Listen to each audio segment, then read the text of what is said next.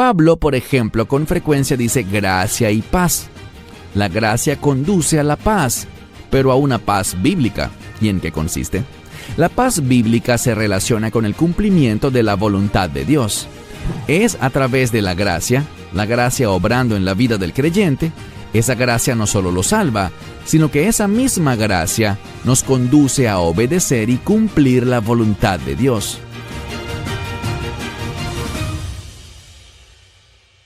¿Quieres vivir una vida fiel delante de Dios, que no fracase, sino una que cumpla exitosamente su voluntad? En la serie que iniciaremos hoy, estudiaremos cómo uno puede hacer justo eso, vivir exitosamente de acuerdo con la definición de éxito de Dios. La serie que iniciaremos hoy se encuentra en la segunda epístola de Pedro. Así que les invito a tomar sus Biblias para que leamos juntos Segunda de Pedro, capítulo 1. Vemos en este primer verso cómo Pedro se identifica a sí mismo. Leemos. Simón Pedro. Y lo primero que dice es siervo. Y este término siervo puede ser traducido de la misma manera como esclavo. Él se considera a sí mismo totalmente sometido al señorío del Mesías, y ese es un principio necesario si queremos vivir conforme a lo que Dios estima como una vida exitosa. Lo diré en otras palabras. Si queremos vivir de una manera que agrade a nuestro Señor y Salvador. Una vez más, Simón Pedro, esclavo y un apóstol del Mesías Yeshua. Pensarán que él debería decir primero apóstol, pero noten que el énfasis está en que él es un esclavo. Esto demuestra humildad, demuestra compromiso, demuestra que él entiende su identidad como siervo y esclavo del Señor, uno que ha sido librado con el fin de que pueda servir, o, dicho de otro modo, con el fin de cumplir la voluntad de Dios en su vida. Él no está tomando sus propias decisiones, sino que como esclavo, se está sometiendo a su Señor y Salvador. Luego leemos que él es un apóstol del Mesías Yeshua, habiendo obtenido una fe igualmente preciosa que la nuestra. Está hablando de aquellos que han recibido u obtenido una fe igualmente preciosa que la nuestra, y noten cómo termina, en la justicia de nuestro Dios.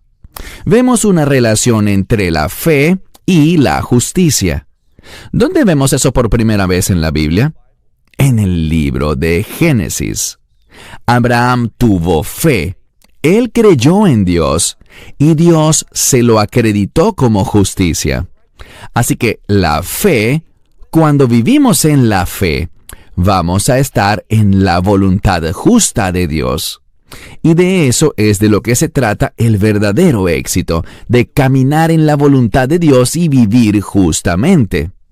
Entonces la justicia debe ser nuestro mayor deseo, vivir de manera recta y ser una influencia que fomente la justicia en cada situación y en la vida de los demás.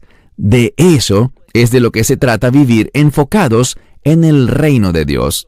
Mira de nuevo, dice aquí, a aquellos que han obtenido una fe igualmente preciosa que la nuestra, en la justicia de Dios y en nuestro Salvador, el Mesías Yeshua. Entonces, Él saludará a estos individuos que tienen esta fe igualmente preciosa, y noten lo que dice, gracia para ustedes y paz sean multiplicadas. ¿Por qué dice eso? Pablo, por ejemplo, con frecuencia dice gracia y paz. La gracia conduce a la paz, pero a una paz bíblica. ¿Y en qué consiste? La paz bíblica se relaciona con el cumplimiento de la voluntad de Dios.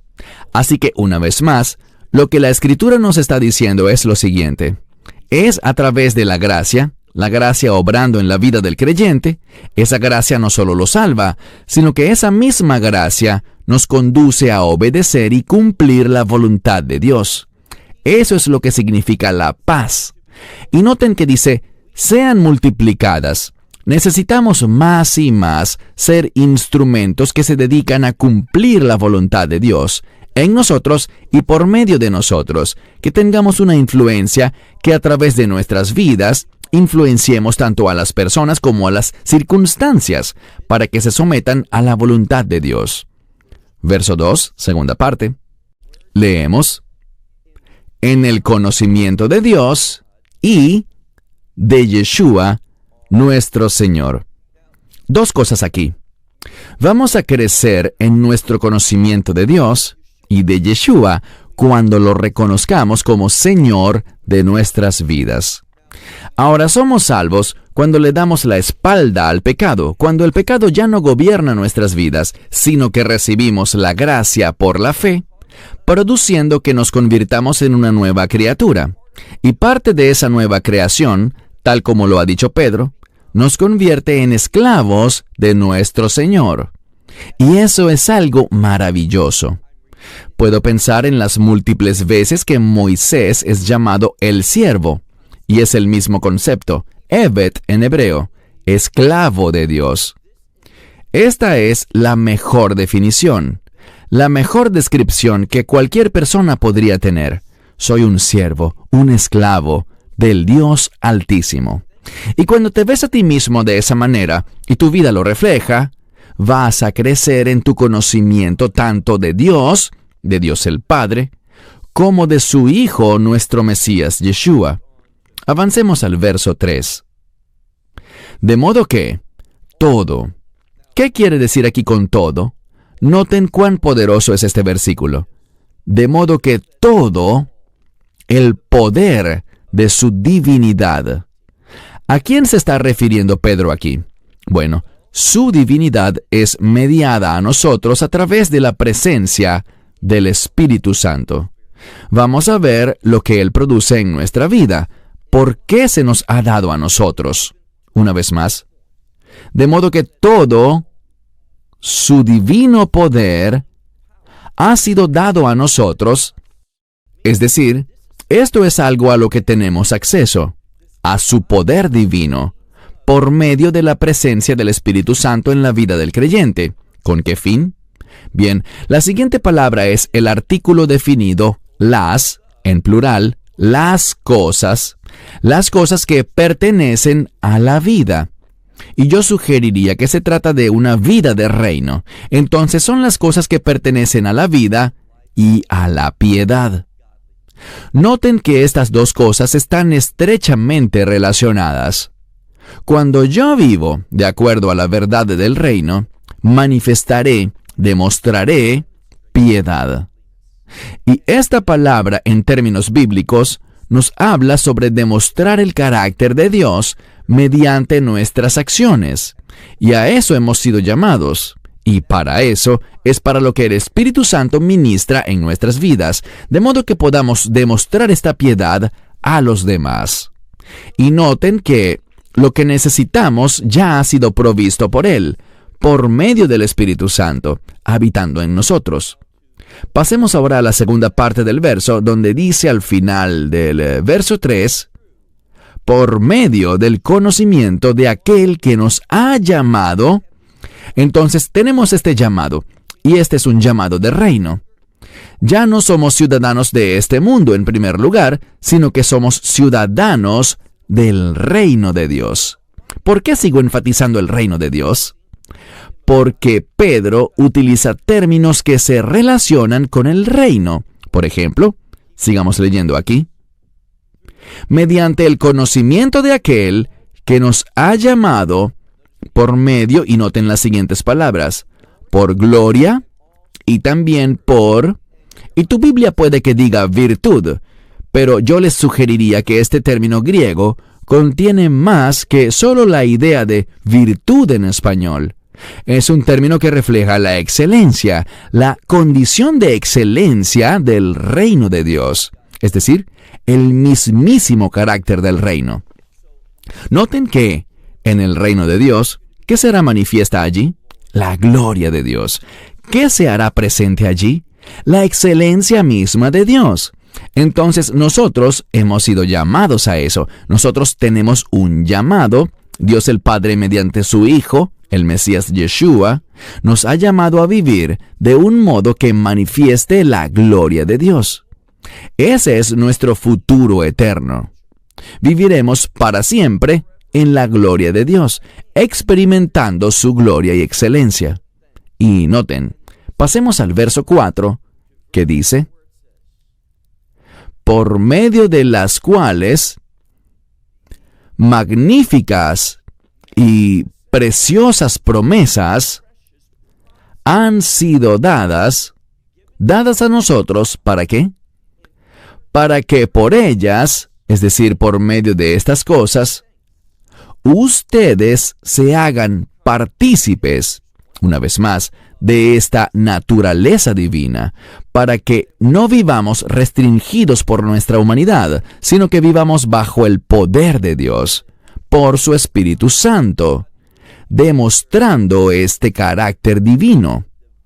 Ahora, ellos no nos pertenecen, solo están disponibles para nosotros por medio de la unción del Espíritu Santo, en la cual vemos nuestra vida, y estas son buenas noticias, nuestra vida es transformada para que no vivamos como individuos caídos, manchados por el pecado, sino que empecemos a vivir bajo el poder y la autoridad de Dios, demostrando y cumpliendo su voluntad, que manifiesta su gloria, que manifiesta su justicia, y que muestra esas cosas excelentes que se relacionan con el reino de Dios. Eso simplemente es para lo que hemos sido llamados, salvados y redimidos. Ese es el llamado, y por eso dice aquí: aquel que nos ha llamado, para esto nos ha llamado. Y luego dice, mira de nuevo el verso 4, mediante el cual magníficas y honorables o preciosas promesas han sido dadas a nosotros, para que por estas cosas se hagan partícipes de la naturaleza divina. ¿Y cómo seremos partícipes de la naturaleza divina? ¿Qué cumplirá ello en nuestra vida en primer lugar? Sigamos leyendo. Esto nos moverá a huir o a escapar en este mundo, ¿de qué? De los deseos corruptibles. Este es un término. El término corruptible es una palabra que aparecerá con frecuencia en Segunda de Pedro. Y habla de las cosas que son corruptibles, y la naturaleza de esa corrupción producirá la destrucción de Dios. Es decir, en toda cosa corruptible Dios se moverá contra eso con el fin de destruirlo. Su juicio las removerá. Ellas no tendrán cabida alguna dentro del reino de Dios.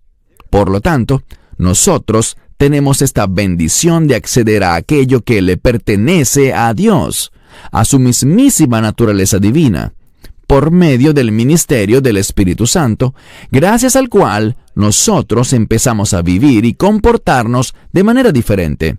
Tenemos un propósito diferente, una prioridad diferente, un grupo diferente de objetivos para nuestra vida, que nos hacen querer vivir de una manera que manifiesta la gloria de Dios, que produce justicia y que demuestra las excelencias que le pertenecen a su reino. Y todo esto traerá un cambio maravilloso cuando persigamos estas cosas y nos comprometamos con ellas. Eso producirá un cambio en nuestras vidas.